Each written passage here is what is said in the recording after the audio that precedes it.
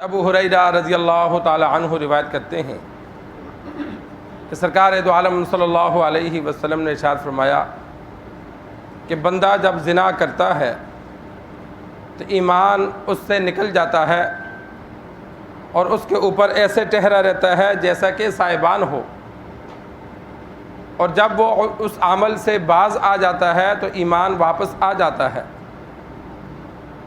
اور ایک روایت میں موجود ہے جس کا مفہوم یہ ہے کہ آپ صلی اللہ علیہ وسلم نے فرمایا زانی جب زنا کرتا ہے تو وہ مومن نہیں رہتا، چور جب چوری کرتا ہے تو مومن نہیں رہتا، شرابی جب شراب پیتا ہے تو وہ مومن نہیں رہتا، قاتل جب قتل کرتا ہے تو اس کا ایمان باقی نہیں رہتا۔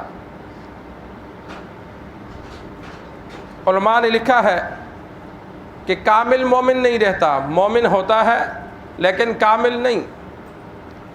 حافظ ابن تیمیہ رحمہ اللہ نے مثال دے کر سمجھایا کہ ایک بندہ نابینا ہے اور ایک بندہ بینا تو ہے، دیکھتا تو ہے، لیکن آنکھیں بند کر لے، اس کی آنکھوں پر پٹی باندھ دی جائے، اب وہ بھی نہیں دیکھتا۔ تو اب اسی طرح کافر تو ہمیشہ کے لیے نابینا ہے، لیکن مومن بینا ہے، دیکھتا ہے، لیکن جب گناہوں کی نحوست اس پر پڑتی ہے تو یہ اندھا ہو جاتا ہے۔ آنکھیں موجود ہیں، دیکھنے والا ہے لیکن نظر نہیں آتا۔ تو اسی طرح ایمان موجود ہے لیکن نظر نہیں آتا، یعنی ایمان کا نور اس کے دل سے ختم ہو گیا، اوپر پردہ آ گیا۔ اگر توبہ کرتا ہے تو کامل مومن پھر بن جاتا ہے، ایمان کا نور مل جاتا ہے۔ ایسے بندے کو جو کسی گناہ میں ملوث ہو اور فوت ہو جائے، علماء نے کافر شمار نہیں کیا کہ کامل مومن نہیں رہتا، گناہگار ہو کے دنیا سے جاتا ہے۔ اللہ تبارک و تعالی ہم سب کو بری موت سے نجات عطا فرمائے۔ اسی وجہ سے جنازہ پڑھا جاتا ہے، مسلمانوں کے قبرستان میں دفنایا جاتا ہے۔ کتنے ہی لوگ ہیں شراب پیتے ہیں، شراب لڑ جاتی ہے، جی شراب لڑ گئی، وہ مر جاتے ہیں۔ یا زنا کی حالت میں بسا اوقات پکڑے جاتے ہیں، کوئی قتل کر دیتا ہے، کسی بھی جرم میں، عین جرم میں ان کی موت آ جاتی ہے۔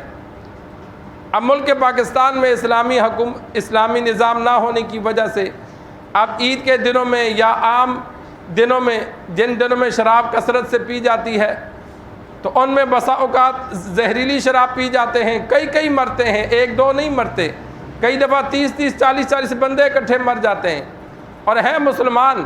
موت کیسے آئی؟ شراب پی اور مر گئے۔ انسان جس حال میں مرے گا کل میدان حشر میں اسی حال میں اٹھے گا، تو کیا اس بیچارے کی حالت ہوگی؟ اس وجہ سے انسان گناہ کرتے ہوئے انسان کو ڈر ہونا چاہیے۔ جب گناہ کا ارادہ آئے، گناہ کا دل میں خیال آئے، تو انسان کو ڈر ہو کہ بھئی موت کا تو کوئی پتہ نہیں، خدا نہ کرے میں یہ گناہ کروں تو مجھے موت آ جائے، تو کس حال میں دنیا میں سے جاؤں گا، کس حال میں اللہ کو منہ دکھلاؤں گا، کس حال میں آپ صلی اللہ علیہ وسلم کا سامنا کروں گا۔ جب یہ خوف دل میں ہوگا کہ موت کسی بھی وقت آ سکتی ہے تو بندہ بڑے گناہوں سے بچ جاتا ہے۔ لیکن جب ہمارے اندر یہ خوف نہیں ہوتا، ہم کہتے نہیں ابھی تو نہیں مرنا، لیکن موت کا تو نہیں پتہ ہوتا، بسا اوقات عین گناہ میں موت آ جاتی ہے، اور وہ کتنی بری موت ہوتی ہے کہ بعد والے بھی اچھا تذکرہ نہیں کرتے، کیونکہ موت ہی اتنی بری آ گئی۔ تو اس وجہ سے سرکار دو عالم صلی اللہ علیہ وسلم نے اسی چیز کا ذکر فرمایا کہ عین گناہ کے وقت انسان کا ایمان جسم میں نہیں رہتا، جسم سے نکل کر رہتا ہے۔ جب وہ گناہ چھوڑ دیتا ہے تو ایمان پھر باقی واپس آ جاتا ہے، اور خدا نہ کرے کہ بسا اوقات اللہ بغیر ایمان کے ہی خاتمہ کرے تو پھر بندے کا کیا ہوگا؟ پھر تو ہمیشہ کے لیے جہنم میں گیا۔ یہ ہم جو برائے نام مسلمان پھرتے ہیں، خاتمہ ایمان پر ہو یہ یقینی نہیں ہے۔ حدیث میں موجود ہے کہ بہت سے لوگ دنیا میں مسلمان پیدا ہوں گے، مسلمانوں کی طرح زندگی گزاریں گے، لیکن خاتمہ ان کا کفر پہ ہوگا۔ لوگوں نے تو مسلمان سمجھ کے دفنانا ہے، لیکن کل قیامت والے دن پتہ چلے گا کہ یہ لوگ دنیا سے کافر ہو کے گئے۔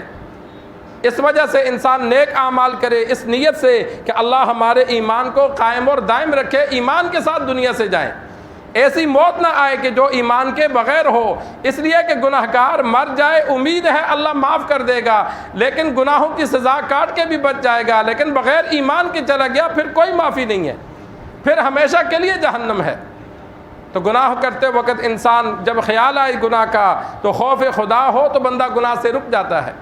اللہ سے دعا ہے اللہ ہمیں دین سیکھ کر سمجھ کر عمل کرنے کی توفیق عطا فرمائے۔